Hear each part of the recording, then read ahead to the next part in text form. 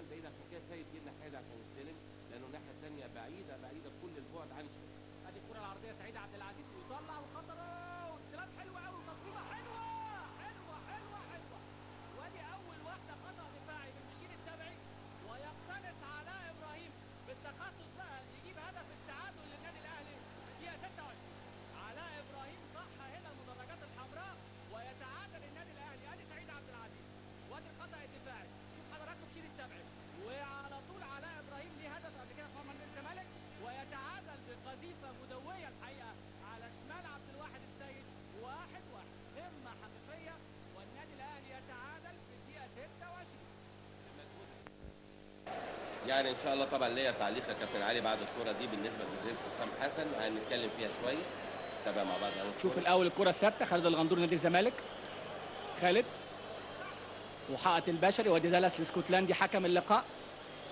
وادي خالد الغندور ويلف واحده عرضيه والهدف الثاني نادي الزمالك. مدحت عبد الهادي، مدحت عبد الهادي وهدف رائع لمدحت. مدحت عبد الهادي جايب هدف لنادي الزمالك في الدوري العام هذا الموسم، وموعد في الدقيقه الرابعه ايضا نادي الزمالك يتقدم. والرقابه فين من مدافع النادي الاهلي؟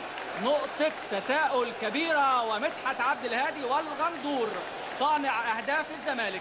ادي الكره مره ثانيه، وادي مدحت خالي تماما من الرقابه، ما حدش مكمل معاه لا يا خالد بيبو ولا علاء ابراهيم، والراجل قبل الهديه ويسكنها شباك عصام الحضري في الدقيقه الرابعه. 2-1. مسؤوليه كبيره جدا جدا جدا، واقول المسؤوليه هنا في هذا الهدف على مين؟ المسؤوليه على احد اثنين، يا علاء ابراهيم. حازم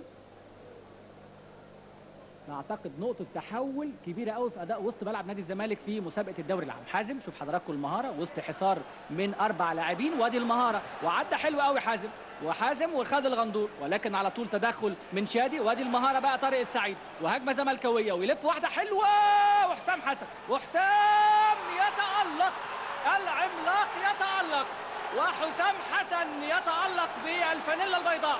والهدف الثالث لنادي الزمالك. حسام حسن يصبح صاحب رقم قياسي ويتساوى مع توتو علاء الحمولي 7 أهداف، ولكن هذه المرة 5 في مرمى نادي الزمالك، وهدفين النهارده في نادي الأهلي. 3-1 حسام حسن. وصورة مرفوضة من هذا النجم بقى الصورة اللي فاتت دي. لابد أن يحيي جماهير الزمالك ويبتعد عن جماهير الأهلي. يعني احنا زي ما بندي حسام حقه برضه صورة مرفوضة، وحسام طبعا ضغط نفسي وعصبي. والزمالك 3-1 لنادي الزمالك في هذا اللقاء في الدقيقة 34. لكن هي هجمة ايه من حازم لطارق السعيد، واكيد بقى كابتن مدحت يقول مهارة حسام. طبعا حسام استلم حلو قوي قوي وحطها، وبرده اقدر اقول ده خطأ من عصام الحضري.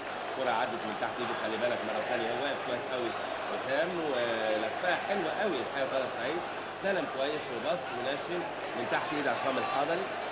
وانا برضو متفق معاك ان ما كانش يجب ان حسام يعني يروح للجماهير خالص. العب انت في ملعبك وادي زي ما انت عايز، وكلنا بنحييك على ادائك وكلنا بنحييك على خبرتك الكبيره امام المرمى مش شك، لكن في النهايه